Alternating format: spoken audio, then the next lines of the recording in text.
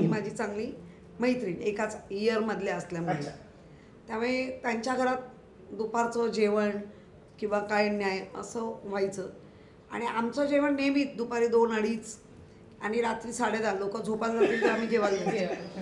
पण माझ्या आईवडिलांनी आम्हाला जी सवय लावली की कुटुंबात देणं आणि घेण्यामध्ये हे नसून तुमच्या मनामधल्या प्रेमामध्ये जास्त आवड आहे अप्रतिम आणि अप्रतिम. ती तुम्ही जपा आणि ती मी आतापर्यंत जपत आल्यामुळेच मला वाटतं अनेक वेळेला मला कधीही कुठलीही संधी सहज मिळाली नाही.